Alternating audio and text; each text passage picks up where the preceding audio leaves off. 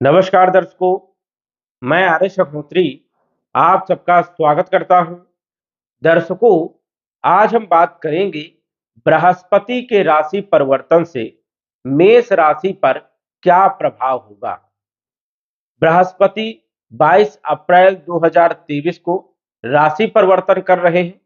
Mean राशि को छोड़कर 12वें भाव को छोड़कर आपकी राशि मेष राशि में गोचर करने वाले हैं। ऐसे में लगभग 1 वर्ष तक बृहस्पति आपको किस प्रकार के परिणाम देने का काम करेंगे, क्योंकि बृहस्पति एक नैसर्गिक शुभ ग्रह है। 2023 से 2024 तक बृहस्पति मेष राशि में गोचर करने वाले हैं। इस कारण से 22 अप्रैल 2024 से लेकर के 2024 तक आपको बृहस्पति कौन कौन से क्षेत्रों में लाभ पहुंचाने का काम करेंगे, क्योंकि बृहस्पति के पास बहुत सारे डिपार्टमेंट होते हैं। बृहस्पति के पास धन का डिपार्टमेंट है, साथ ही साथ संतान का डिपार्टमेंट है, विवाह का डिपार्टमेंट है। बृहस्पति शिक्षा के कारक माने जाते हैं, धन के कारक माने जाते हैं, ज्ञान के कारक माने जाते हैं, समाज सेवा के कारक माने जाते हैं, धर्म कर्म के कारक माने जाते हैं। इस कारण से बृहस्पति के पास बहुत सारे डिपार्टमेंट। और बृहस्पति जब आपकी राशि में मेष राशि में गोचर करेंगे तो जबरदस्त लाभ देने का काम करेंगे, क्योंकि मेष राशि मंगल की राशि है और मंगल बृहस्पति दोनों परम मित्र हैं। इस कारण से यहां पर बृहस्पति आपको जबरदस्त लाभ देने का काम करेंगे। लगन भाव में बृहस्पति कारक भी माने जाते हैं, अपने आप को अच्छा महसूस करते हैं। इस कारण से बृहस्पति आपको सदैव लाभ देने का काम करेंगे। अब लगन भाव में गोचर करेंगे तो लगन भाव होता है स्वास्थ्य का, कॉन्फिडेंस का। स्वास्थ्य आपका बहुत अच्छा रहेगा, कॉन्फिडेंस भी आपका बहुत अच्छा रहेगा 22 अप्रैल 2023 से। लेकिन 22 अप्रैल 2023 से लेकर के 3 मई 2023 तक गुरु अस्त रहने वाले हैं। इस कारण से 3 मई तक विशेष रूप से कोई भी शुभ परिणाम देखने को नहीं मिलेंगे। 3 मई के बाद जैसे ही गुरु उदय होंगे तो जबरदस्त लाभ देने का काम करेंगे। राशि परिवर्तन तो 22 अप्रैल को करेंगे, लेकिन सूर्य के साथ बैठ करके सूर्य के समीप रहने के कारण ये अस्त रहेंगे, निर्बल रहेंगे। इस कारण से 3 मई तक आपको किसी भी प्रकार के कोई फल नहीं देंगे, लेकिन 3 मई के बाद जबरदस्त लाभ देने का काम करेंगे। बृहस्पति अभी तक जो है 12वें भाव में गोचर कर रहे थे। 12वां भाव हानि का होता है, व्यय का होता है, नुकसान का होता है, खर्चों का होता है। तो कहीं ना कहीं नुकसान कर रहे थे, खर्चे कर रहे थे और कहीं ना कहीं कार्यों में रुकावट पैदा कर रहे थे। 12वां भाव हानि का होता है, व्यय का होता है, नुकसान का होता है। और मेष राशि वालों का विवाह भी नहीं हो रहा था, क्योंकि मुहूर्त नहीं बनता है। जब भी राशि से 12वां गुरु चले तो या तो चौथा चले या 8वां चले या 12वां चले, तो ऐसे में विवाह नहीं होता है, विवाह के लिए कोई मुहूर्त नहीं होता है। लेकिन मेष राशि वालों के लिए 22 अप्रैल 2023 से विवाह का योग भी बनेगा, धन का योग भी बनेगा, आर्थिक स्थिति मजबूत भी होगी, स्वास्थ्य भी बहुत अच्छा रहेगा, नौकरी में भी लाभ मिलेगा, व्यापार में भी लाभ मिलेगा। सभी क्षेत्रों में बृहस्पति लाभ देने का काम करेंगे, क्योंकि बृहस्पति एक ऐसा ग्रह है जो नैसर्गिक शुभ है। नैसर्गिक नैसर्गिक शुभ ग्रह है, सदैव शुभ परिणाम देने का प्रयास करता है।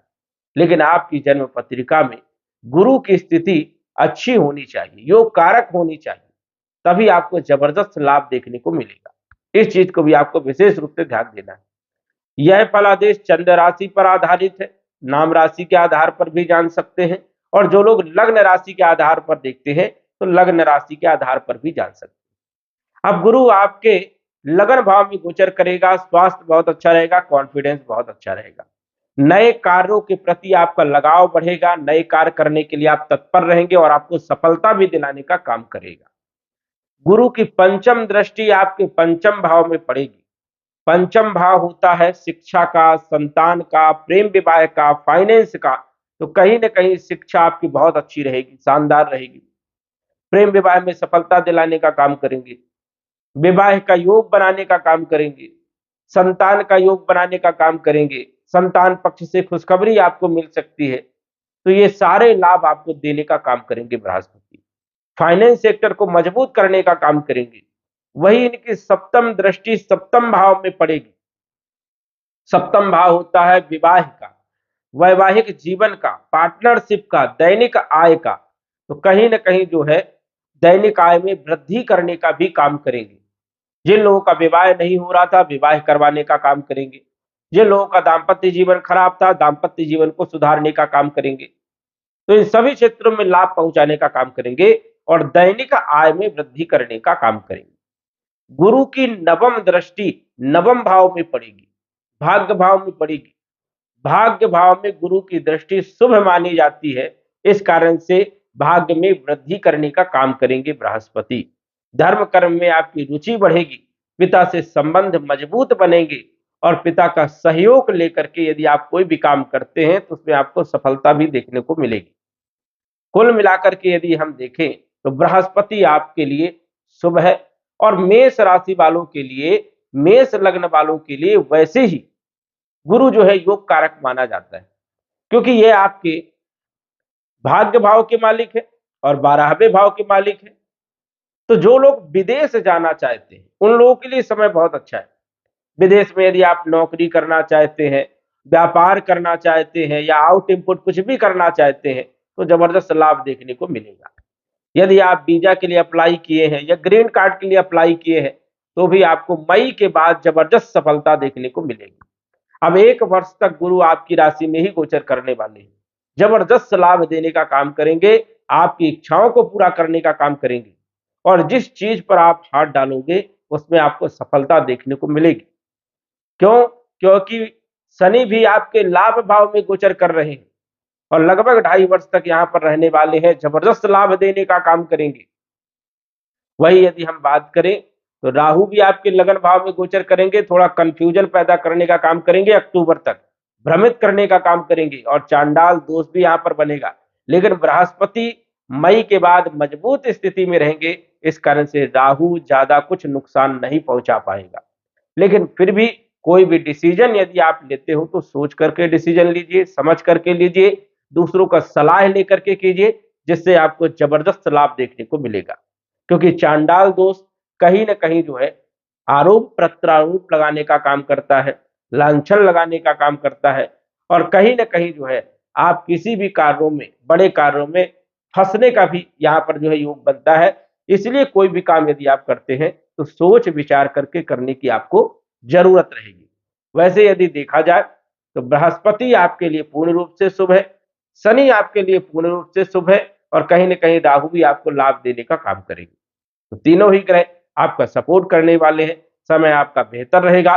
लेकिन आपकी जन्म पत्रिका में ये ग्रह मजबूत होने चाहिए, योग कारक होने चाहिए, तभी आपको लाभ मिलेगा। अन्यथा आपकी जैसी स्थिति बनी है वैसी ही बनी रहेगी। तो इसलिए आप पहले कुंडली का विश्लेषण करवाएं और जानें कि आपकी कुंडली में क्या स्थिति है, आपकी कुंडली में ग्रहों की क्या स्थिति है, क्या आपको लाभ मिलेगा या नहीं मिलेगा। तो दर्शकों, आज बस इतना ही। धन्यवाद। यदि आप अपनी कुंडली का विश्लेषण घर बैठे करवाना चाहते हैं तो दिए गए व्हाट्सएप नंबर से संपर्क करें।